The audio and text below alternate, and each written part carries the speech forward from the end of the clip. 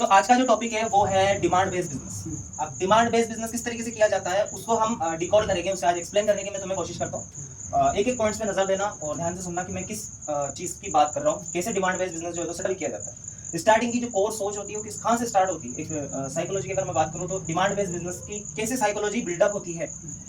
तो हम एक एग्जाम्पल लेंगे एक गाँव का, जहाँ पर जो है तो ये समझ के चलो ये एक गाँव है, ठीक है। अब यहाँ पे सोर्सेस है, जैसे यहाँ पर वाटर सोर्सेस है, पानी है, वाटर है, लेकिन प्योर नहीं है। यहाँ पर अगर यहाँ के जो रहने वाले लोग हैं, अब जैसे बिजनेस की तो फॉर्म्स होती है, तो जैसे B2C में अगर सोचे, बिजनेस टू कस्टमर अगर सोचा जाए, अगर किसी को बिजनेस खोलना है और वो B2C में अगर सोचता है, क्योंकि अधिकतर जितने भी बिजनेस हम देखते हैं वो सब B2C में ही ज्यादा चलते हैं। तो अगर यहाँ पर प्योर वाटर की डिमांड, वाटर तो है ही लेकिन प्योर नहीं है, प्योर वाटर की अगर यहाँ पर डिमांड है तो यहाँ पर क्या किया जा सकता है, यहाँ पे कैसे बिजनेस बनेगा, डिमांड है यहाँ पे, डिमांड यहाँ पे बिजनेस बनेगा एक वाटर फिल्टर लगा के। जो पूरा सेटअप होता है 10-15 लाख की जो इन्वेस्टमेंट होती है, उसके बाद ये जो है तो सेटअप लगाया जाता है वाटर फिल्टर का। अगर यहाँ पर वाटर फिल्टर आपने बना दिया, उद्घाटन कर दिया, ओपन कर दिया, अब जो है तो इससे हुआ क्या, उससे ये हुआ प्योर वाटर की डिमांड थी। अब आप वहाँ के लोगों को क्या दे रहे हो, प्योर वाटर सप्लाई कर रहे हो, उनको क्या मिल गया, सेटिस्फैक्शन मिल गया कि हमारे गांव में जो है तो वाटर सप्लाई का जो है तो आरओ फिल्टर लग चुका है और हमें प्योर पानी मिल रहा है, इस चीज का हम पैसा भी दे रहे हैं।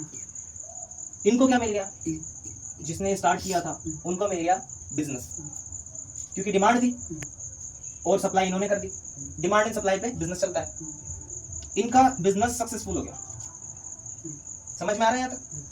तो ये होता है डिमांड के ऊपर बिजनेस करना। ये एक एग्जांपल के साथ समझाया मैंने कि अगर छोटा सा बिजनेस अगर हम बनाए, डिमांड बेस्ड अगर बिजनेस किया जाए तो इस तरीके से बिजनेस किया जाता है। तो ये होता है डिमांड वाला बिजनेस। देखो सोच का फर्क होता है। अगर मैं साइकोलॉजिकल अगर मैं बात करूँ तो सोच का फर्क होता है। जितना ज्यादा बिजनेस इंसान सीखता है, दूसरों के साथ सीखता है, करता है, तो उसे उतनी ही नॉलेज गेन होती चली जाती है। ये जो माइंडसेट है, ये किसका माइंडसेट है, ये है एंटरप्रेन्योर, जिसके मल्टीपल बिजनेसेस है, मल्टीपल सेक्टर में वो जो लीड करता है, प्लस उसके मल्टीपल सिस्टमैटिक तरीके से वो काम करता है।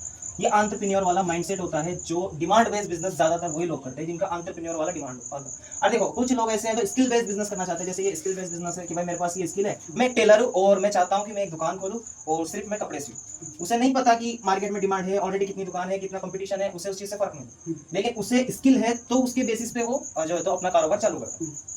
तो इसमें और इसमें बहुत फर्क होता है। डिमांड बेस्ड बिजनेस जो है तो काफी ज्यादा सक्सेसफुल होते हैं, क्योंकि डिमांड होती है तो सप्लाई मिलती है, जिससे सप्लाई मिलती है उसका कारोबार चल जाता है।